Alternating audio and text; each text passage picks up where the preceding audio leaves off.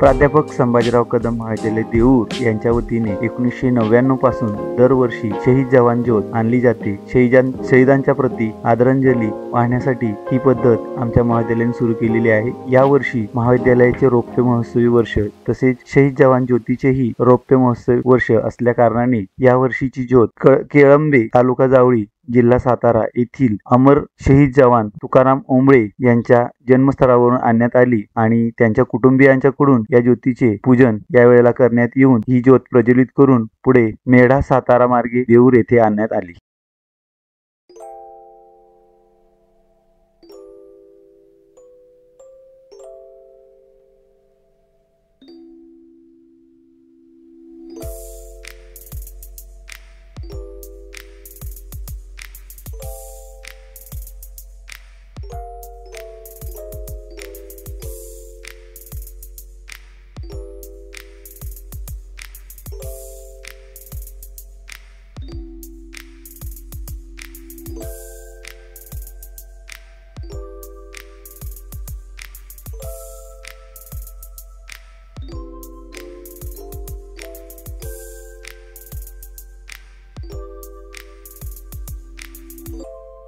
माता की जय जवान, जय जवान, भारत माता की, भारत माता की शहीद जवान तुकाराम ओंबळे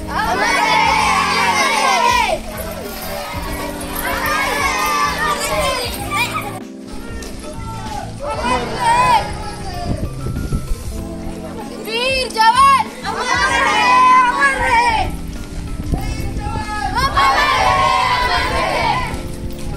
वीर जवान तुकाराम ओंबळे भारत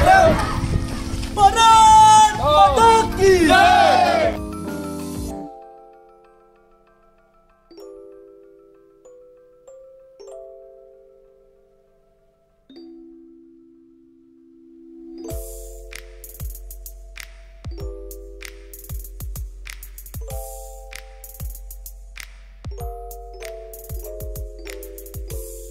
ज्योतीच्या मार्गातील सावली गावातील शहीद पोलीस उपनिरीक्षक शशिकांत मोरे यांच्या स्मारकास राष्ट्रीय सेवा योजना व राष्ट्रीय छात्र सेनेच्या विद्यार्थ्यांनी मानवंदना दिली व येथून पुढे ज्योत पुन्हा मार्गस्थ झाली।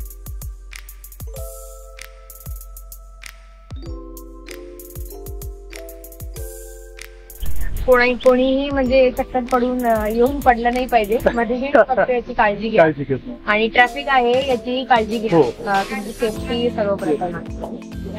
Thank you thank you thank you. शहीद एसआय तुकाराम ओंबळे, शहीद SI Tukaram Ombale,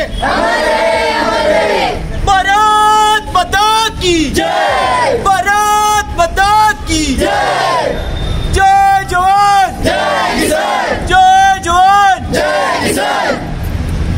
okay next जय जवान, जय किसान, भारत माता की जय, वंदे मातरम, वंदे मातरम, वंदे मातरम।